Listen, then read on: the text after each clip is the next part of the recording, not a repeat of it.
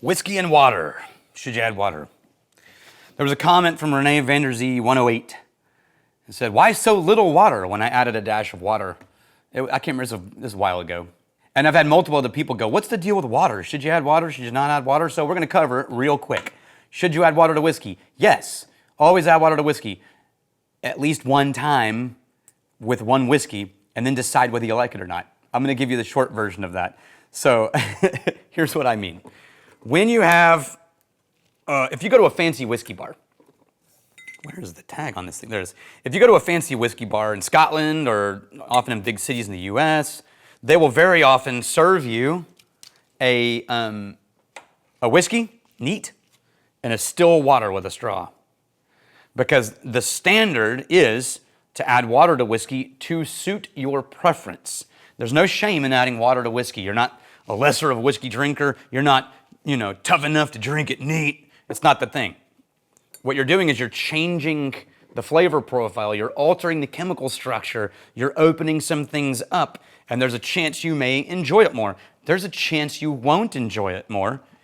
But the only way you're going to know that is if you try it at least once with each whiskey. What does it do? When you add a small amount of water, there are chemicals in this glass that are like structural compounds, right? And they've got water-soluble and non-water-soluble elements. Ethanol, higher proof, holds more compounds. And as you drop in a little water, you are sort of fracturing some of these bonds and releasing some of these things and altering the shape of the chemical structure that's in the glass. It can be called opening up a whiskey because when you do that, you often release things that the ethanol compound, the ethanol was holding. And when you fracture that, it releases things into the nose, into the glass. It changes, right? Now, does it change it for the better? Not necessarily, but it definitely changes it. If you, often it'll really push forward the light and sweet notes, and it'll sort of soften out the tannins and the smoke and anything that's in the phenolic category. But I've also had something with a little bit of water get 10 times as dry and tannic for no reason, and all the sweetness go away and it turned into grain and herbal notes and like ruined it for me. You just really, you don't know until you've tried it. The optimum one is to, if you're really nerding out and maybe not at a bar but at home, to put up like 3 or 4 glasses, small pours, and add different amounts of water to each one, and then do a comparison game and see. And keep in mind, this is when you first add water to a whiskey, this is something that you'll need to watch out for. The first, seconds, 30 seconds or so that you've added a little dash of water, everything that's not soluble that got released, like an oil layer, gets pushed to the top of the glass, and it's just sitting there. And that means your next sip, like if you take a smoky whiskey and you add a little bit of water, your next sip will likely be on a pot still whiskey. Way more aggressive, not less. And it will freak you out that you just took this aggressive smoky whiskey, added a dash of water, and it got even more smoky, even more aggressive. That shouldn't happen. It doesn't make sense until you know how chemical reactions happen. If you let it sit and you swirl it, move it around, it will often come back, rest, coalesce, and then sort of resettle. And so adding a little water and then letting it rest for a while will give you a cohesive experience in the nose and palate instead of that like top layer oil varnish. I'm going to give you the short cliff notes. Here's the short version as soon as we're done with this whiskey. This is new Riff. A new riff on an old tradition. This is new Riff.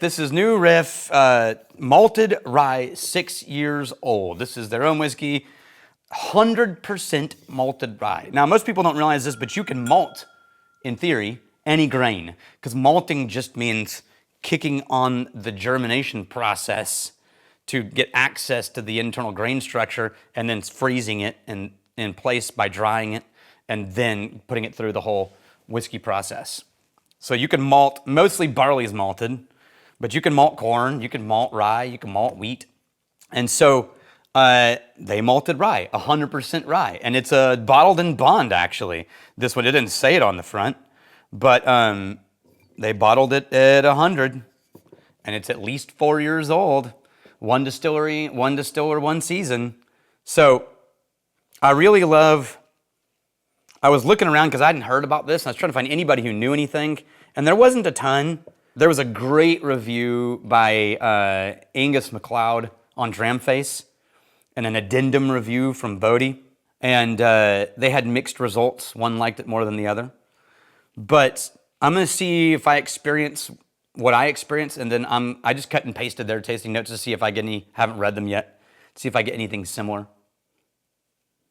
Yeah, okay, so I don't know if this is true across all grains, but I was talking about this with Jessica here yesterday, our learning operations coordinator at Wizard Academy, and she was saying she had tried a malted rye, and it was like super barnyardy grainy, and I said, I think that probably has more to do with distillation in cuts than it does to do with the fact that it was malted rye.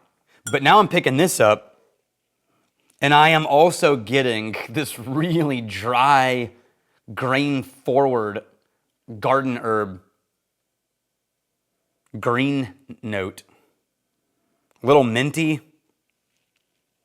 As it rests, it gets into like sweets, but like candied sweets. It's spicy, but spicy in a dry spice. Not rich like baked goods. Ooh, woo. Okay, that's weird. That's the first time I've ever had a dry note whiskey present with dry in the front of the palate and then sweet in the back instead of the reverse. Usually the sweetness starts and then it sort of dries out and lingers. This one, first sip, got not much in the front, and then it went really dry and like peppery clove, and then it went sweet. Oh, and it got in the back, and still right now I can taste dryness in the front of my palate and sweetness on the lingering finish. This is very weird.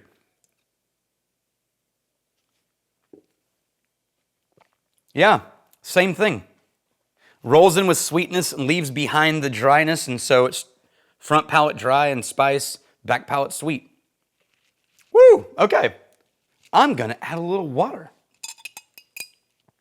And just a little, and then I'm gonna let it rest. Actually, first I'm gonna take a little sip and see if that little first blush really happened. Nose is drier now. Whoa, first sip, punchy. The dryness just rolled right through everything. I'm gonna let that sit, take a drink of water. Okay, here's the really short version of the list of things for water and whiskey. Are you ready? Step 1, always add water to a whiskey because you never know what you're gonna discover, and you're never gonna know at what level of water you prefer a whiskey with. It might be that with this one I like 3 dashes, and with that one I like 1 dash, and with this one I like no water because water ruins it. There's only one way to find that out. And then it's helpful if you remember, like, when I drink this one scotch, I like it with 2 dashes of water. When I drink this one bourbon, it's better with no water added. They bottle it at the perfect proof. So I'm not saying every whiskey has to have water, but I'm saying at least the first time you drink a whiskey, always try adding water to understand and open up and see what's there. Add water because you'll learn more. This is part 2. Part 2.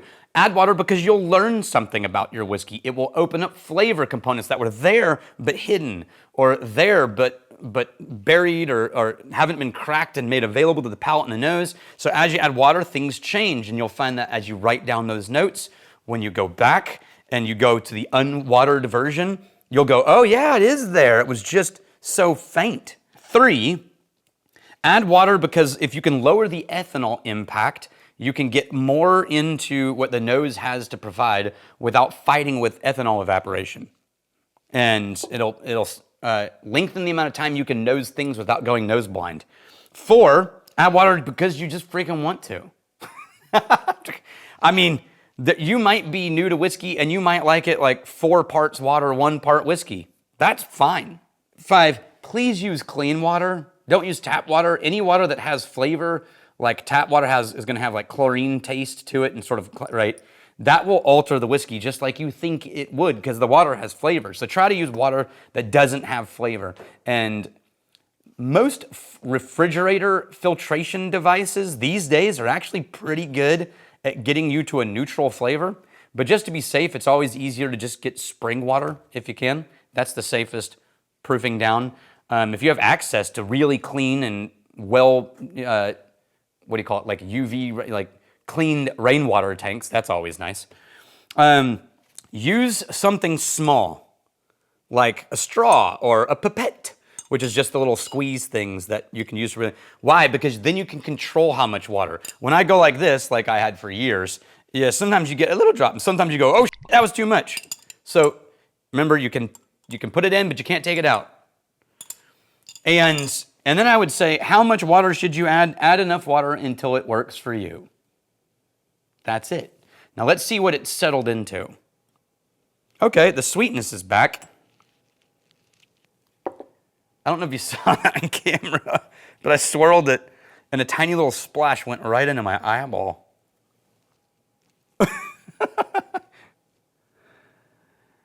Okay, now it's softened into this sort of like, now it's got that cinnamon sugar and fruit pastry instead of dry spice and hard kernel sweetness. Interesting. Oh, palate drier, stayed dry. Palate is really dry with a lingering sweet kernel in the middle. I think it improved the nose, but it didn't improve the palate. I'm gonna add a little more water real quick. I don't have time in this video to let it settle as much as I'd like to, but let's just see if we can get this to coalesce.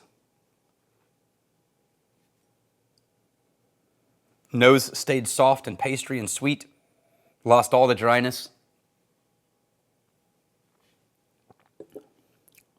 Ooh, no, it got bitter.